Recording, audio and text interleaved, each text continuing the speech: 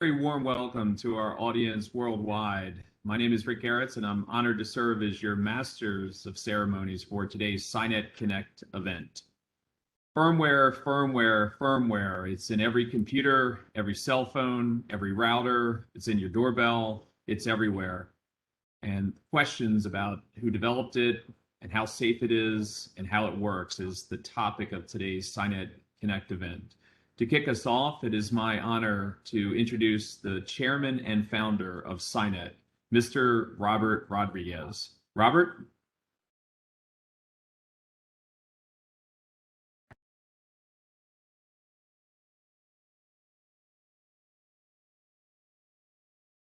Firmware is everywhere. During the session, we will discuss the apparent collision between new firmware-oriented attack vectors and traditional cybersecurity tools, roles, and boundaries. And I'd like to start with David introducing yourself, and we'll go down the row. David Hahn, please. Thanks, Robert. Glad to be here. I'm David Hahn. I'm the CISO for CDK Global. We're an automotive SaaS company. Been doing CISO work for many, many years. So glad to be part of this panel. Thank you. Yuri? Thank you, Robert. And pleasure to meet my fellow panelists here. Yuri Bullig, I'm CEO and founder of a company, Eclipsium, protecting hardware infrastructure and hardware supply chain. Prior to founding Eclipsium, I spent 11 years at Intel Corporation in various roles, building security technologies, finding vulnerabilities in hardware and firmware that Intel built, and researching threats. Glad to be here. Thank you, Yuri. Thank you. Steve Orrin. Thank you, Robert. I'm glad to be here. Steve Orrin, I'm the federal CTO for Intel Corporation, where I drive all of our engagements around technology with the federal government, and I have a 26-year background in cybersecurity and security-related research and startups. And thank you for bringing that knowledge for today's session. Over to you, Matthew. I'm Matthew Rosenquist. I'm CISO of Eclipse, a cybersecurity strategist, and also a former employee of Intel, where I managed Security Operations Center, and I also managed the security roadmap and strategy for the security of Intel's core CPUs. So 30 years in the industry. Pleasure to be here today. Well, I'll tell you what, we've got an all-star panel of subject matter experts, so thank you, Matthew. And over to my friend Malcolm. Hey, thanks, Robert. Malcolm Harkins. I'm Chief Security and Trust Officer with an early stage cybersecurity company called Epiphany Systems. Prior to that, I spent time at Cylance as Chief Security and Trust Officer. And prior to that, I spent my life at Intel straight out of graduate school. And I was Worldwide Chief Security and Privacy Officer for quite a while. So Malcolm, I've known you the longest here. Well, David Hahn and then you, I think. Why don't we start off with you and give an overview of where you were, firmware was, and where it is today, and where you see it headed in the future. Yeah, as I mentioned, I spent a couple decades at Intel. So I grew up at the foundation of computing, right? Where sand turns to silicon, and then everything above computing that we've seen grow and evolve for decades rests on silicon. And when I tripped my way into security 20 years ago, actually this month, after 9/11 and Code Red and NIMDA, when Andy Grove was still running Intel, and like his book, Only the Paranoid Survive, he impressed upon us that we needed to think about everything that could occur that could create catastrophic level issues, not only for Intel, but more broadly across the ecosystem. And so for me, from those early days, from a business background, and then finding my way into security, while I was managing operationally the issues on the IT side of things for years before I started taking over product security, I always worried about that foundation. I always worried about the programming that could alter the structural integrity of everything above it. And I've seen for years, and I'll be pretty blunt, I think the compute industry by and large during most of that time period ignored it. They thought it was an esoteric risk that only very, very unique individuals might go play around with and do something nefarious. But we started seeing 15, 16 years ago researchers start going into this space, and we started focusing on it. But it's always been a significant worry for me for quite a long time. And so you mentioned, I'm staying with you, Malcolm, programming and frameworks. Is it more serious because the attacker is more sophisticated today? Is that what you would say? I think it's more serious for a couple things, a couple reasons. Why? One, what I'd say the ignorance with respect to things below the operating system, broadly speaking, that many in the industry have just ignored it. That creates a ripe capability for threat actors and threat agents to go look into a space that by and large was ignored.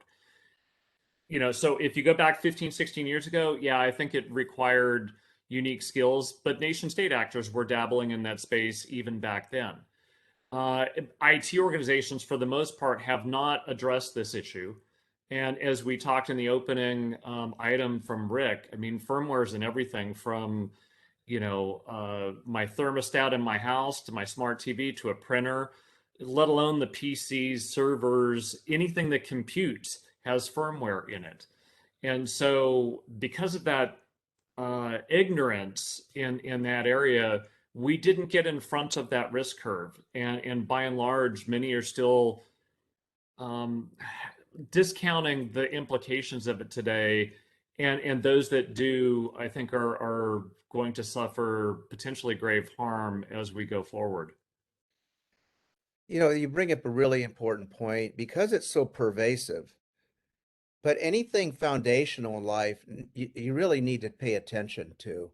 And I want to go to Matthew and ask you, what is the relevance of firmware to cybersecurity risk? Well, it's huge, but again, as Malcolm said, it's been ignored. It's kind of been that red-headed stepchild. And if we think about any computer as kind of a stack, right, where you've got hardware at the very, very bottom, the hardware has to communicate with everything. And that's where that firmware sits, right above that. And above that, you might have virtualized memory managers, operating systems, applications, data, all that other stuff. And where firmware sits, it's in a unique position because it can see everything going on above that stack, but things above really can't see what's going on in the firmware. So although it's tough to hack, once you're there, you have an unprecedented level of visibility and potential control over the system. And it's simply not sexy, though. The industry is always focused on vulnerabilities in operating systems or application or data hacks, right? That's where our mindset has been. And we've largely ignored the importance. And when attackers get in, they get three benefits. They get the benefit of that control and visibility and what's going on in the system, right? The second thing is they get to hide. They get to be very stealthy because, again, that anti-malware software doesn't really get to see what's going on in the firmware. So if you're hiding there, you're not going to get seen. And that leads to the third aspect is persistence. Attackers want to attack something and stay on the system, even when you turn it off, even when you reboot it, even when you blow away the operating system and reinstall everything, you can remain persistent. That's why attackers are moving there. It's not easy, but as the tools and everything get developed, it becomes easier for everybody to go in there. And we're seeing more research, we're seeing more vulnerabilities, we're seeing more tools. This is really important, and it can no longer be that area that we ignore. We just can't afford it. And Matthew, in terms of geopolitics, and we've moved from globalization to populism to nationalism. You see what's happening in the South China Sea and Taiwan, China, etc. Do you believe that this is a greater opportunity seen by nation states for attacks, and if we even went to a further escalation of physical and cyber warfare? Absolutely. Again, our world is turning digital. Everything, all the data, the controls, and whatnot are moving to digital systems or are reliant on digital systems. So this is a strategic maneuver point for nation states, for pushing policy, reinforcing, controlling internal or external entities, placing pressure. And, as Malcolm had indicated, it's in everything. Every compute device, every piece of hardware needs to have firmware in it. Therefore, if you can go in and you can control it and you can stay persistent, right, and cannot be evicted very easily, that's a perfect target for nation states. But it doesn't end with the nation state. Once a nation state has those vulnerabilities, develops those exploits, creates those tools, there's a trickle-down effect. The moment they use those exploits, right, it gets out into the wild, and now you see cyber criminals pick up those things, tear it apart and use pieces of it. So it isn't only relegated to nation state hackers. Once an attack, an exploit is in the wild, it's fair game for everybody to use. So we're going to see this type of exploitation cascade down to many different types of threat agents. Mm-hmm. Steve, I want to kind of touch on what Matthew addressed as ignoring firmware and, the VCs, and I'll make a recollection of a comment by General Alexander, probably about 2011, 2012. We were at West Point for a workshop. He was then director of NSA, and he said the app was the Achilles heel, hence kind of the attention that people were giving back then. From your perspective, how do you see this evolving? Well, I think as you mentioned, everyone looked at what was right in front of them, the weakest link in the chain, the easy attack point, which has been application level security and data. And that's what you hear a lot of the news about. What Matt and Malcolm have been really hinting at is there's this underlying problem, which is, again, the firmware, which hasn't been in the purview of the public. It's not the easy thing to go after, but it is the thing, once you go there, the attacks can be pervasive and can be very stealthy. And so I don't think General Alexander was wrong. We, at the time in 2010 and 2011, we weren't focusing. We had the industry hadn't done a good job yet on true data security end to end, on looking at applications. A lot of the technologies had been developed, they hadn't been deployed. I think we're in the same kind of case here, where the IT organizations are lagging behind the threat actors. And so once again, we have something that's been a vulnerability for a very long time, has not gotten the focus from the IT and from the best practices and controls. But that being said, I don't want it to all be doom and gloom here. It's not that, okay, we have to start from scratch and we have nothing to secure the firmware. There are technologies that have been available for many years. As Malcolm mentioned, oftentimes it's really nation states, governments, and maybe financial services that have really focused on some of these critical infrastructure, critical firmware, security controls and capabilities. But they are there, and the best practices do exist. They just have to be deployed. You have to recognize that you need it and build it into your security posture. And so I think that's been a big disconnect. Now, while there's lots more to be done, even the basic hygiene around firmware security, getting visibility into it, using the right tools and techniques, doing verification of the BIOS and the firmware upon boot and on regular checks, those kind of best practices are well known. They just haven't been well adopted. And I think that's one of the key inflection points that we should be talking about here, is about getting that to be de rigueur inside IT organizations, just like doing patching, just like deploying firewalls and other security controls throughout the enterprise. Firmware security needs to be on that same par and that same level. I do believe what General Alexander said back then is even more true today with the digital transformation journey and shift left and all that comes with it. I want to stay with you for a moment, Steve. What can the hardware do to help with firmware security? This is a very good question, Robert. And I think many of us on the call here have spent time at Intel or at other hardware organizations and understand that at the end of the day, the thing that's immutable is the hardware. So if you wanted to start to build your trust, you start in hardware. And there's a concept called hardware roots of trust. And basically, it's being able to leverage features or capabilities in the hardware to be able to measure and validate the firmware and ultimately to the operating system or hypervisor that loads on top of it, even into then the application space. So step one is verifying what you have. And it can be as complex as a multi-chain hardware root of trust on a PC or a server. It can be as simple in a smartphone of having the firmware be signed and verified upon load. So there are techniques that are already available in hardware across the ecosystem that allow you to verify what you have. And that's baseline. That's just knowing that I started secure.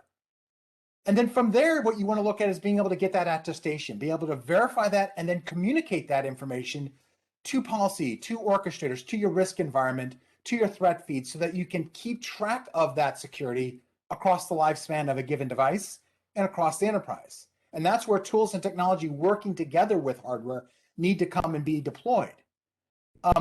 The challenge, and Malcolm sort of hinted at, and even in the beginning, is that there's just so many different types of devices out there. And while these technologies exist in PCs and servers and in cell phones and tablets and some of the more high-end embedded devices, there isn't a whole lot of security, for the hardware in smart thermostats as there needs to be, or in other kinds of IoT devices. And so part of it is an industry shift to really get firmware security and hardware security that enables it deployed en masse to these low-end or really pervasive IoT devices. David, to you as a practitioner, you're on the front lines. Your job has increasingly become more challenging for numerous reasons. From your perspective, how do you address this risk? Yeah, Rob. So, when I first started hearing about it, and especially, talking to Yuri, gives me so much insight into this. I went through those stages of grief, right? So first thing is kind of like, this is crazy, this is that, and then you start getting into denial, like, oh, it won't affect me. Like I'm immune to this thing.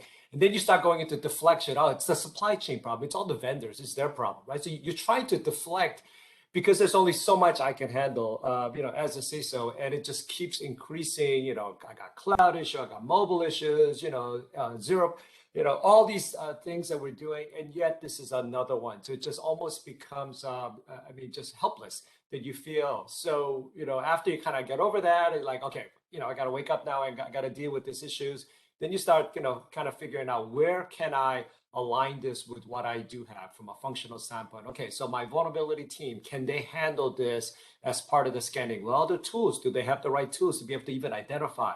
So I start going through that in terms of, the piece. Okay, so the desktop team, everything that was just mentioned in terms of practices, are they doing it? Can they do it? I'm trying to get them to a gold image and, trying to get them to get some fundamental pieces in place. So it is very frustrating because it is clearly a problem. It is there.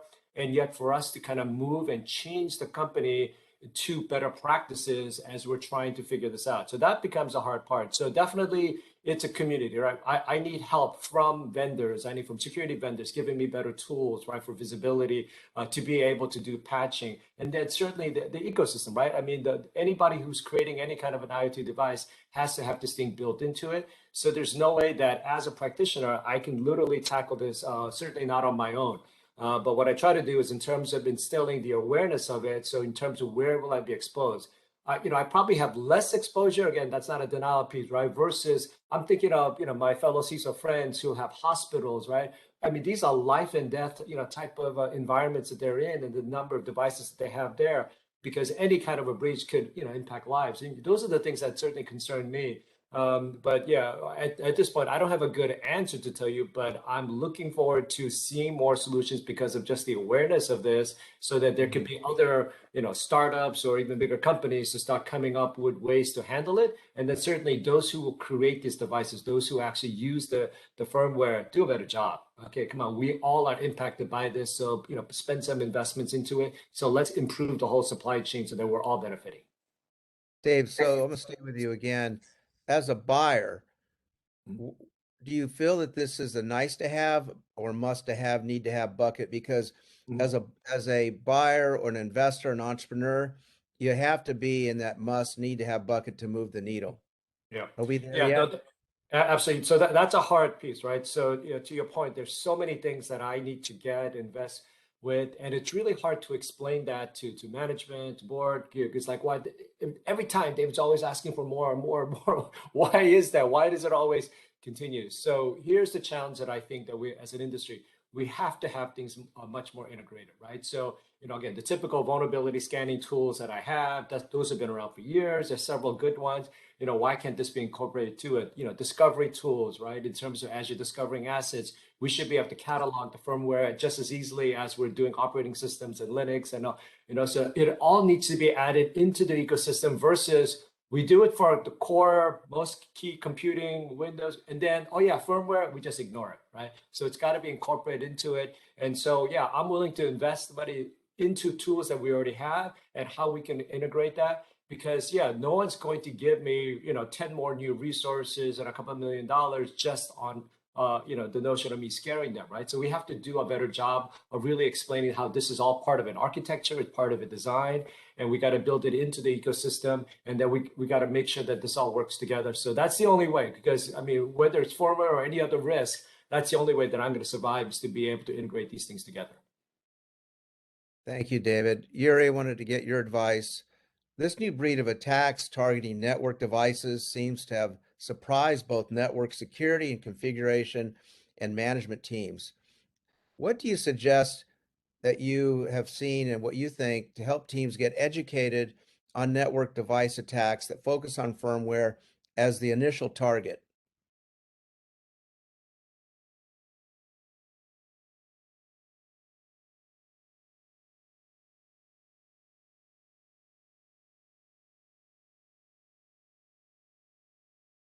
Yuri, you're on mute.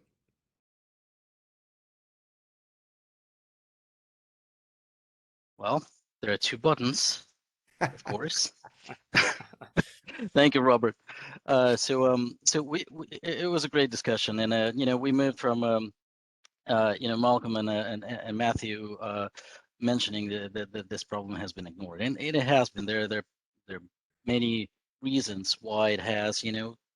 We saw nation state actors exploiting firmware, and maybe that was not for everyone to defend. And now what David said is, how do I actually operationalize that? How do I integrate into my existing tools and frameworks that I've already been using to defend against all sorts of threats, all sorts of vulnerabilities? Because there's so many of these vulnerabilities that security teams are dealing daily right now, thousands of these. How do you prioritize that? Network devices is part of that, and network devices is important because network devices are front, gateways into the infrastructure, into the environment, and that's why we're seeing now that almost every ransomware operator has been exploiting firmware and network devices. Anything from Cisco and F5 Big IP and Fortinet and Pulse Secure and all of these. But these are only part of the problem. I think a good approach was taken by CISA with their recent binding operational directive a few days ago, where they essentially said that, instead of dealing with all those thousands of vulnerabilities and risks, we will help you prioritize the ones that are actively being exploited by threat actors. They're actively being taken advantage of. You can be breached because of these. And they published about 291 vulnerabilities.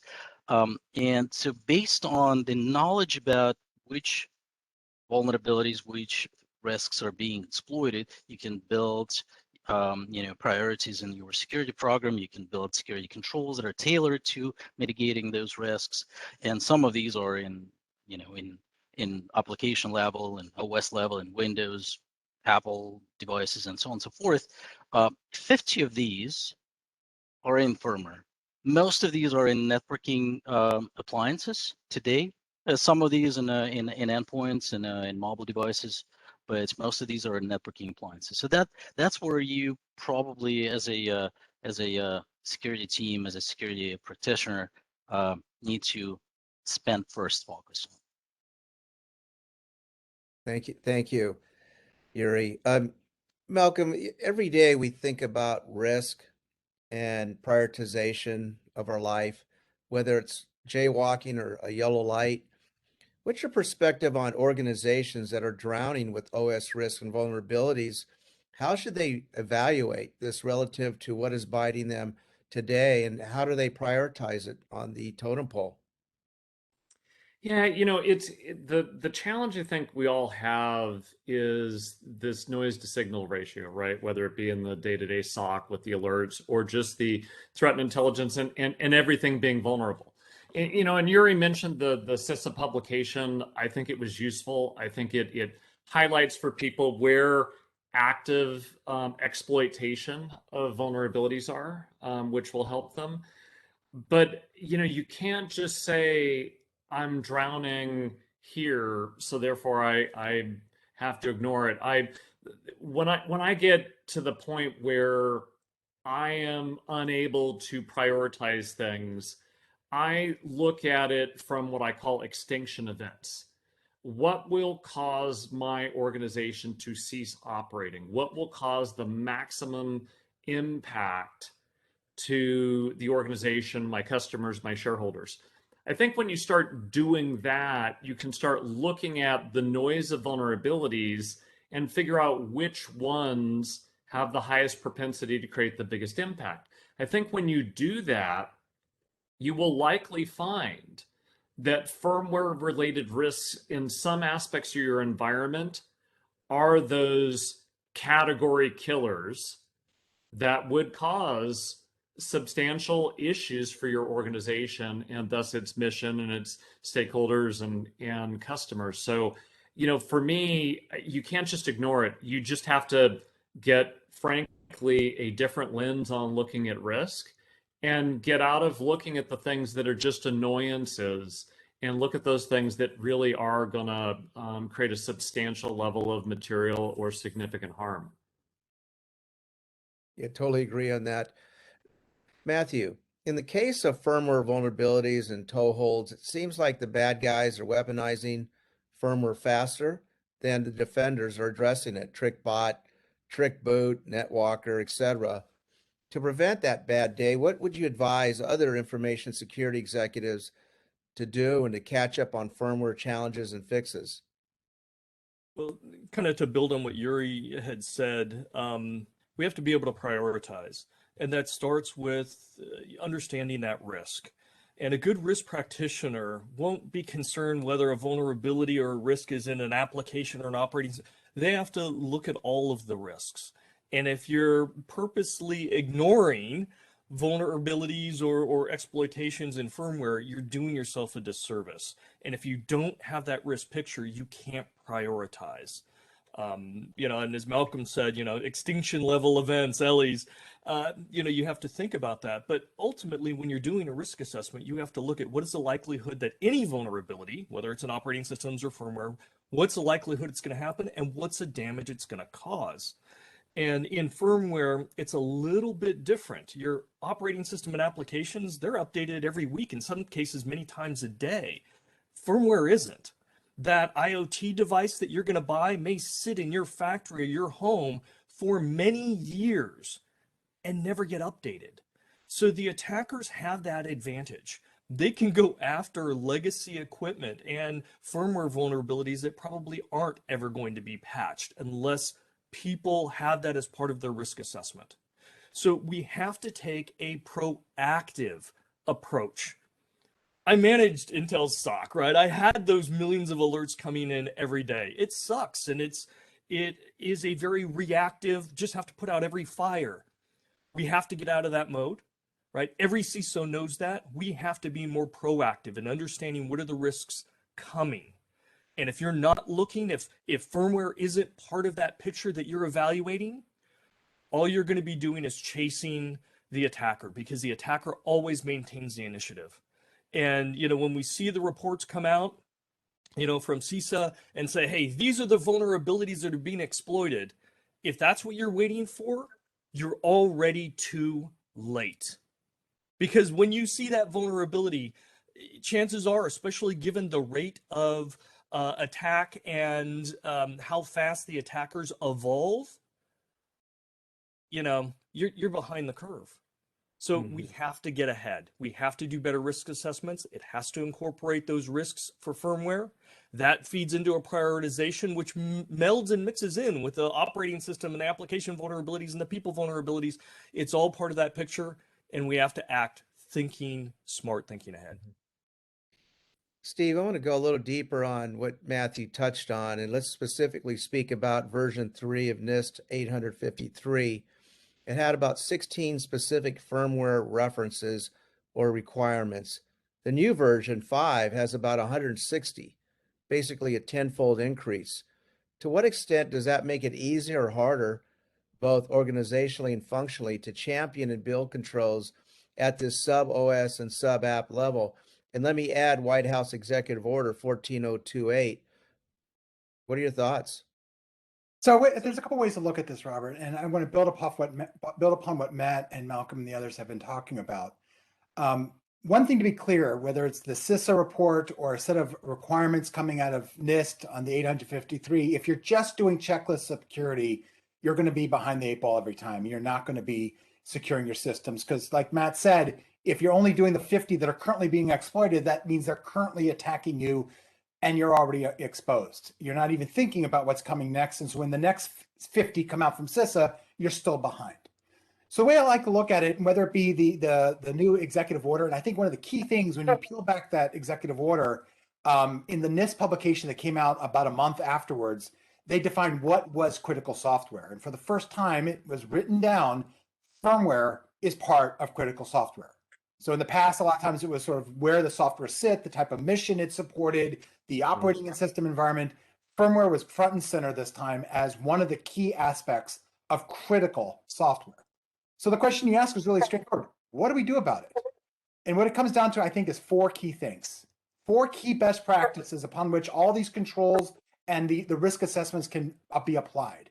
Step 1 is you got to know what you have, whether it be the process part about the inventory or being able to validate the firmware that's on the systems today, make sure that it's good.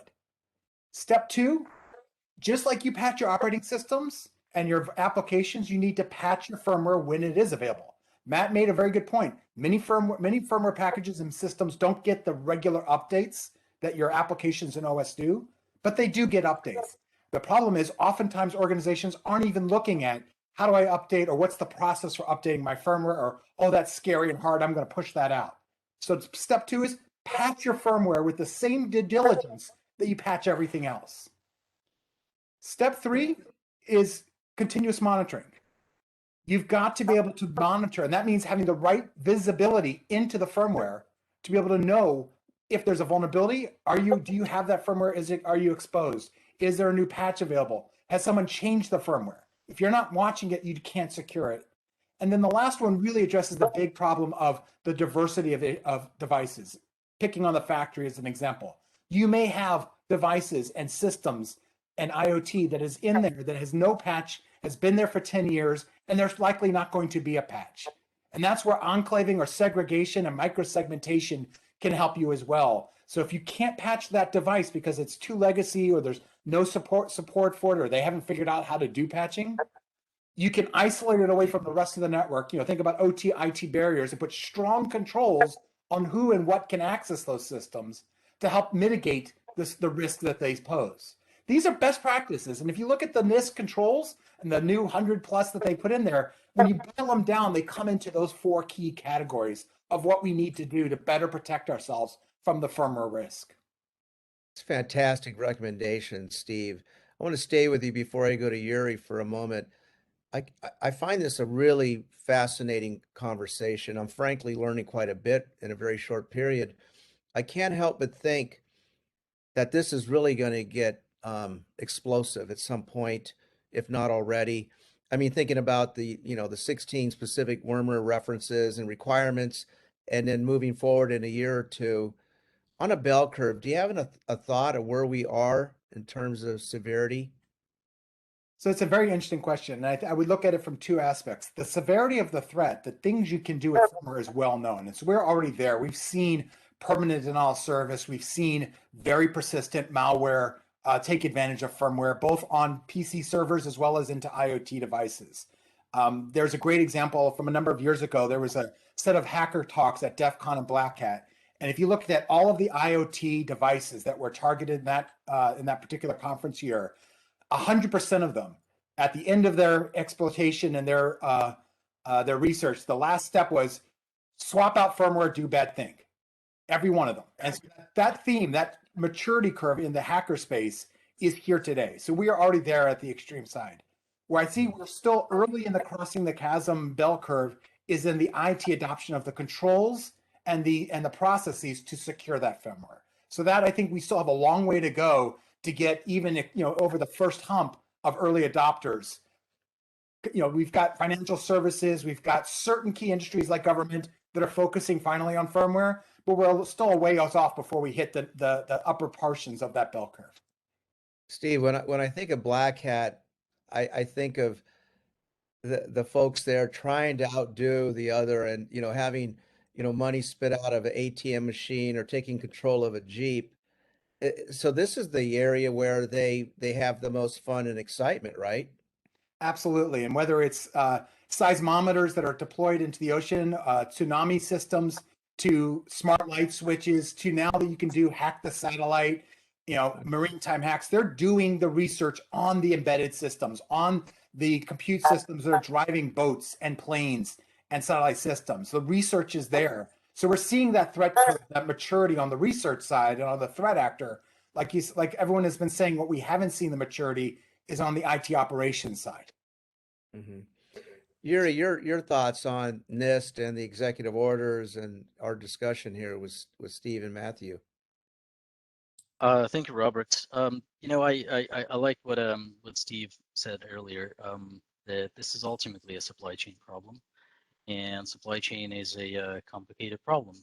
We have, service providers are suppliers that we need to somehow manage risk from them. We consume a lot of software packages, a lot of open source when we build our products, and part of that supply chain problem is all the hardware infrastructure that we acquire, all of those, devices, from IoT to large IT servers to networking switches. And enterprise-grade networking switch can be built in 16 countries, and a server may have up to 100 components running their own operating systems and firmware. So that we need to deal with that as a supply chain problem. And when we invest in controls at a higher level of stack only, whether it's a security controls at the OS level, or maybe confidential computing or full disk encryption, if a hard drive that you are getting in a device has a modified firmware, compromised through by a threat actor, or maybe in the supply chain as part of tampering with that device, then full disk encryption is not effective. If your BIOS UEFI firmware has been tampered, then OS level security controls are not effective. If your CPU has been, or chipset has been tampered with, or infected, running infected firmware, then the confidential computing solutions are not effective. And so this goes into fundamental layers of our supply chain and our hardware infrastructure that needs to be taken care of. And the 4 recommendations that Steve summarized are amazing. We just need to deal with that problem, just like we're dealing with the risks with other parts of our technology and the technological supply chain. We need to have visibility, we need to patch, we need to prioritize risks that we patch, and we need to continuously monitor for any sort of malicious actors that have been tampering with the firmware, tampering with the networking, IoT devices, and servers that we're in. So I hear a lot of words today, and I want to ask you, Yuri, envision a pyramid. What is the Uber word? Is it supply chain risk management? Is it OT, operating systems, IT? What is the word? And then everything else falls underneath it, if you can.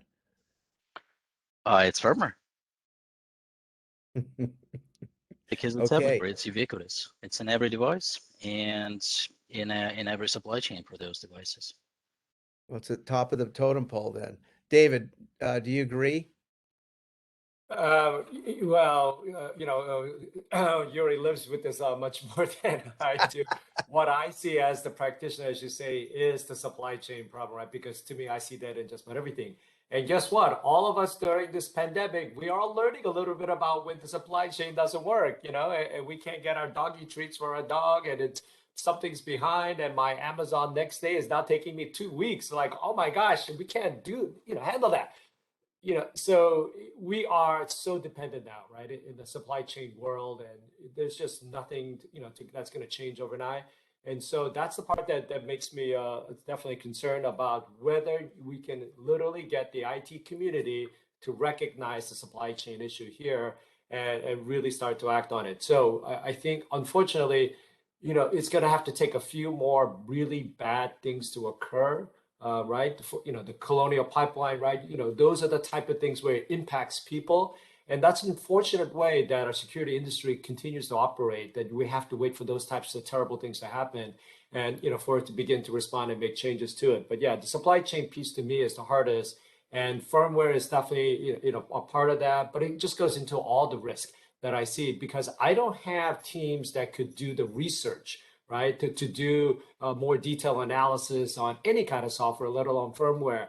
And so because I can't do that, I'm relying on others. I'm relying on vendors. I'm relying on the community, and the supply chain, part of that. So we got to get to a better approach to that, and keep working together, because otherwise, yeah, we're just going to get hit, and it's just going to be just random. So again, I hate to paint the bleak news, but that's the way that I'm starting to feel, which is like, I can't control this. Now I'm going to take a lot of the practice that Steve just talked about, because I got to go to my IT team and say, hey guys, there's some simple things you could do. Why aren't we doing those? So those are the things that I will take back in terms of being able to utilize to get through it. But yeah, this is definitely a big, to me, supply chain issue, and it's a big industry issue.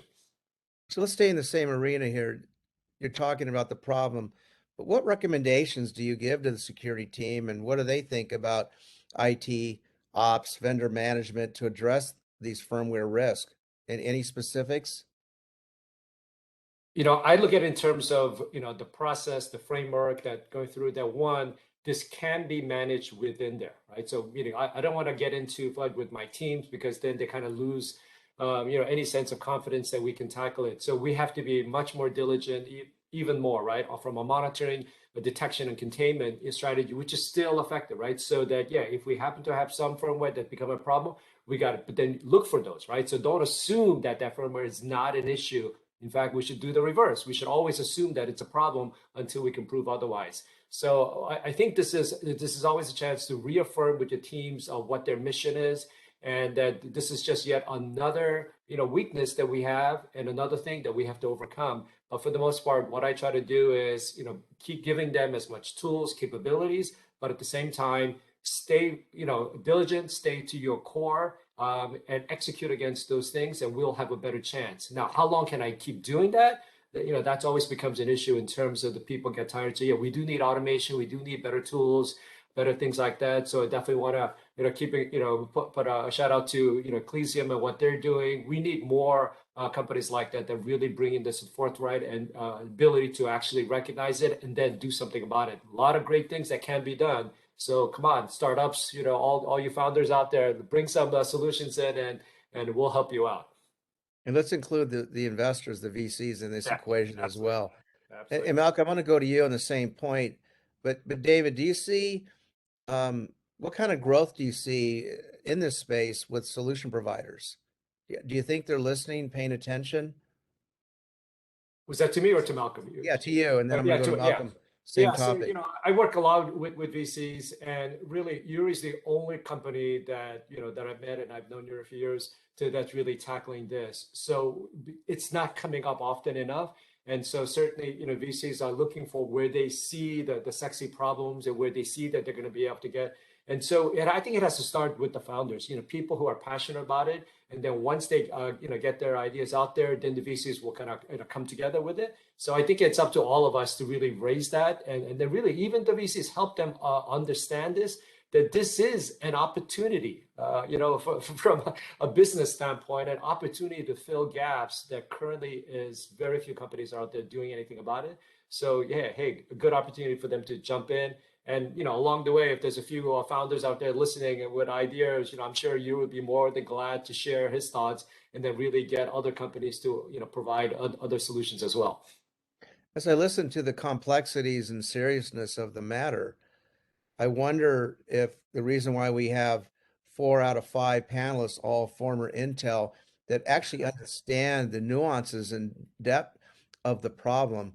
Malcolm, would you address that? And also, on the totem pole, what is the Uber word? The top of the pyramid here. Yeah, and you're right. And I think part of it, for myself, and Matthew and Steve and Yuri, again, we grew up at that foundation of computing. So by nature of just where we grew up, we had exposure to it.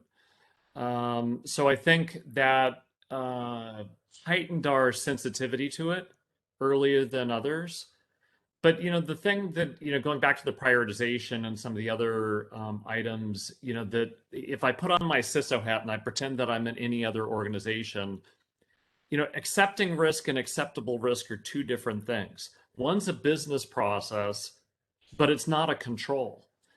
And I think people sometimes confuse that. And we were in a dialogue back several weeks ago talking about macro level enterprise risks with a bunch of organizations, and there was a financial institution that said their enterprise business risk, their number one board risk, was fraud.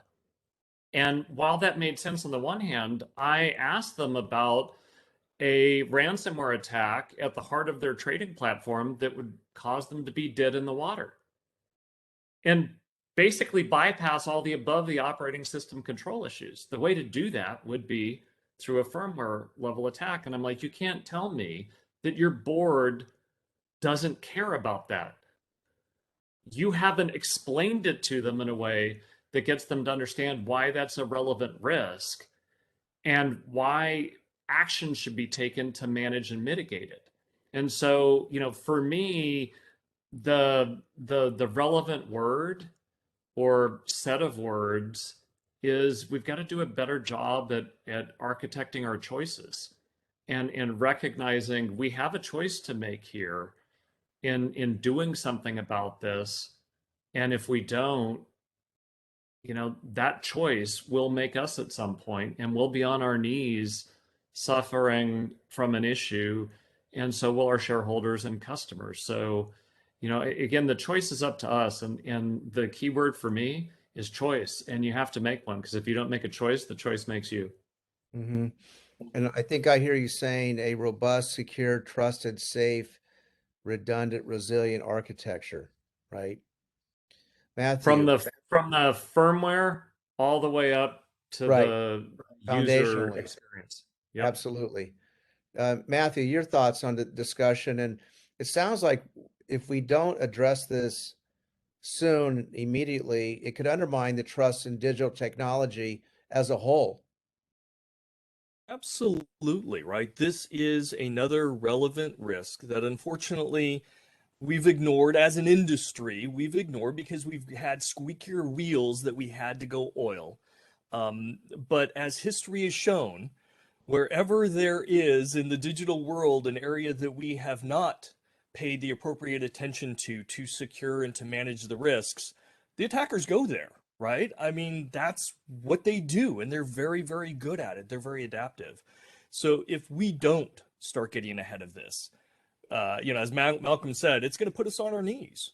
And we can ring the bell and say, hey, everybody wake up, wake up. But if, the CISOs out there and the boards out there aren't paying attention and are taking it seriously, and we don't have the data and the communication to be able to share the concerns and integrate it into our risk assessments so that we know where our optimal level of risk is, where our target is, there's no way we're going to address it. So, as Steve said, he's got 4 great points, and I'm all for him. I'd like to add a few more from the CISO perspective. One, make sure firmware is part of your risk assessment process. If it's not, if you're only looking at vulnerabilities and operating systems and a few other, incorporate it in. And as part of that, also understand who's attacking you, right? If you're an organization where you really have to worry about nation states, firmware should be very, very high on your list, right? The likelihood that they're going to use that against you is pretty good. So understand that so you can define your goals and targets. The second thing is vote. Vote with your dollar signs, right? With your money, your paychecks, or your spending. We should, as every CISO and organization, we should be expecting and demanding from hardware and from product vendors and IoT vendors, right? What and how do you secure your firmware? Do you patch it? Do you have the ability to, right? Make it a purchase criteria, because our industry moves with money. And if the customers start demanding it, now you've got a competitive situation where the vendors and the suppliers will jump in. And that's really how we change that supply chain environment, is through money and spending. So let's use our wallets to vote. So that would be the second thing. And the third is we know these are coming. May not be today, may not be tomorrow, but eventually your organization is going to feel the pain. So make sure your internal processes, your response capabilities are in tune. So, as part of either your annual, tests or your crisis response, and part of that is if you've got IoT devices that are compromised, consider regular patching may not work. You may have to scrap those and have a plan for that in your environment. So So I be want to prepared. stay with you, Matthew, and because it really is it doesn't matter what investors invest in, or what entrepreneurs build. It's what the buyer prioritizes. They drive the markets, increase the valuations, exit opportunities, etc. When you talk to the risk executives and CISOs, do you have a sense of how important this is, and is it a priority, or what's your sense on that? We've got a saying in cybersecurity, security isn't relevant until it fails. And many of the security professionals in the trenches, again, they're so busy putting out the daily firefights, they're not feeling that pain yet. But when they do, then it becomes a priority. So a lot of the discussions when I talk to fellow CISOs or to boards or to investor groups is to get that forward-looking insight to say this is coming. And you can either be victimized by it horribly because you're surprised, or you can start to position and maneuver yourself to where you're not going to be surprised, or you can absorb this, or you can effectively respond to it, right? And it really becomes that business choice, that choice that Malcolm was talking about, right? Where do you want to choose? Where do you want to be? Well, You given have to that define those goals. Eclipse is one of the few, I wonder if other entrepreneurs or VCs think it's maybe too early. And I don't know. I'm just wondering about that. Have you thought about that? Well, the perspective is either it's too early or something bad just happened and now I'm too late. So where do you want to be on that spectrum? Do you want to be in early, or do you want to be, standing in the fire pit? Yeah. It's again, it Well, comes down to I choice. believe But that make an pain informed decision. drives change, to your point. It's Mothers Against Drunk Driving, Susan B. Coleman. It's when pain is significant enough, it's when it drives change. And before I go to Steve, on the totem pole, the pyramid, what is the Uber word or phrase? It's risk management. This is all risk management, right? It just has to be, firmware has to be incorporated in. Most organizations have a risk process to assess that risk.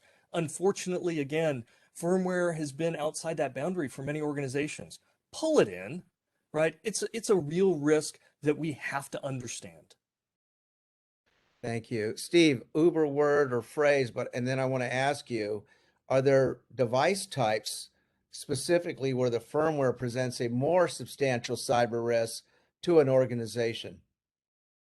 So let's start with the word, and I'm building off of what everyone else has said. Some people are thinking about being risk management.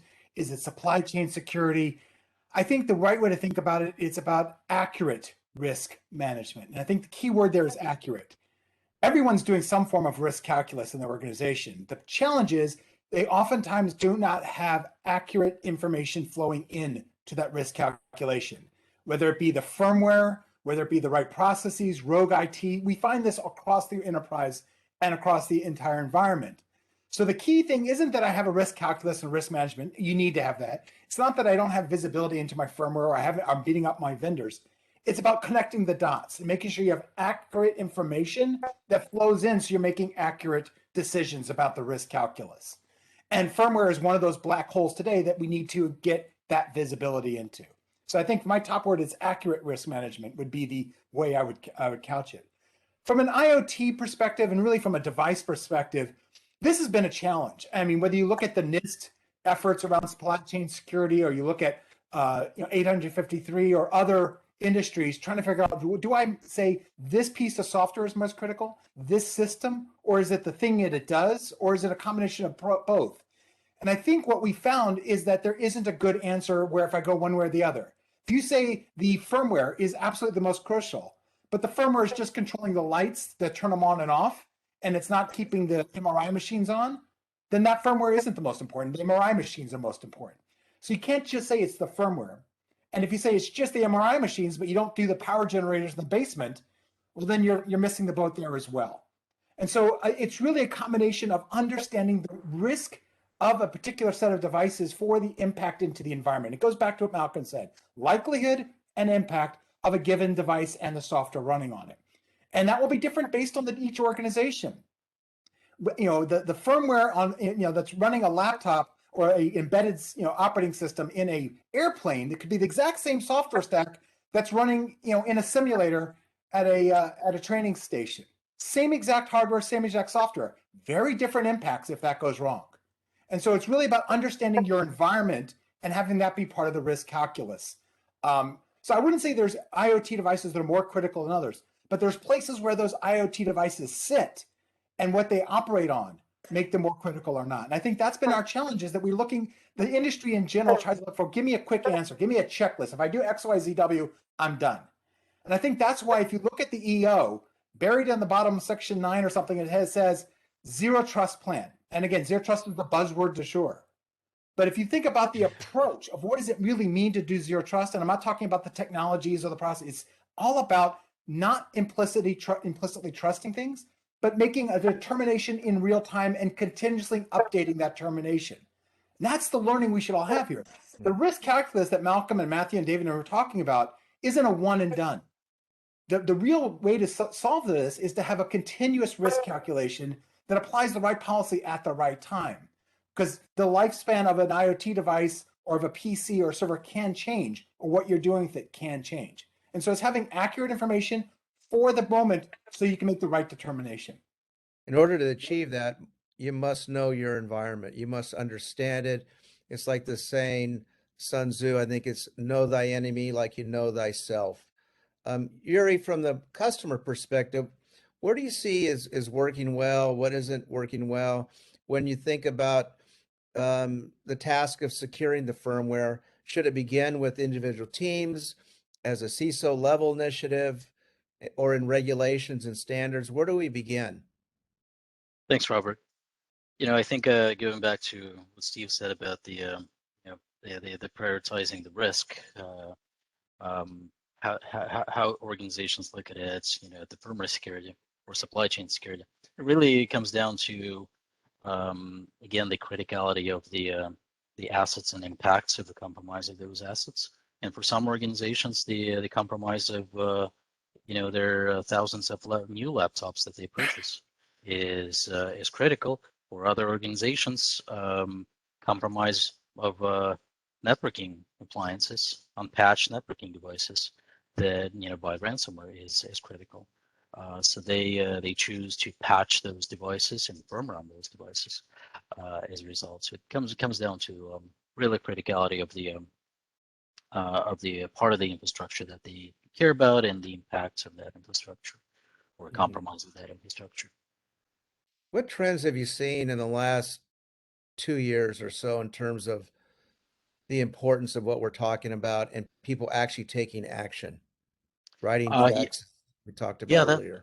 That actually hugely improved. I can say I'm happy. I've been sounding this alarm, you know, like the panelists here for a number of years, when we saw, you know folks that you know, really brick infrastructure starting from nation states years ago. But in the last couple of years or even 18 months, things changed significantly.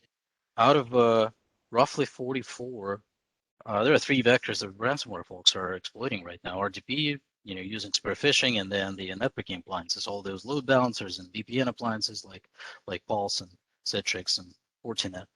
Out of the vulnerabilities, roughly 44 that ransomware folks are exploiting, 28 of them are now in those networking appliances, primarily in the firmware of those. So that has changed dramatically from 0 18 months ago to, you know, 28, 64% of all vulnerabilities used by ransomware. We also see the other limiting factor for us as an industry, as defenders, to manage security risk at the firmware level has been the perception that these are really complex attacks to do. They're absolutely not. An exploit against a 20-year-old or 10-year-old firmware vulnerability takes one line. There's no rocket science there. We've seen, Chinese actors weaponized vector decay firmware exploitation framework that has been in public for 5 years. They've weaponized it, probably took 2 weeks to do that, and they haven't been detected for 3 years. 2 weeks worth of effort to not being detected for 3 years, that's a huge ROI. We've seen same thing with trig bot operators first. They literally just they took the same exact exploitation technique that the Russian nation state actors have been using with their LoJax framework. They adopted it, and now they're exploiting UEFI firmware. It's simple. It's incredibly simple. So I think that's what has really changed in the last 2 years, year and a half. Well, we're over a minute, but I want to thank all of you, and Yuri, congratulations on being a visionary and futurist. I'd like to everyone just have a closing comment, observation, recommendation. We'll start with Malcolm. Start now. If you don't, it's too late. Right. David. Listen to Yuri. Steve. Build the best practices to deal with what you have now. Matthew. You have to think ahead. This is part of that risk profile. Well, I tell you what, I've done a lot of these sessions over a year and a half. This one was fascinating. I learned a lot, gentlemen. So thank you for your time, and I look forward to seeing all of you in person. Take care, everybody. Thank you, everyone. Thank you, Robert. Thanks. Thank you.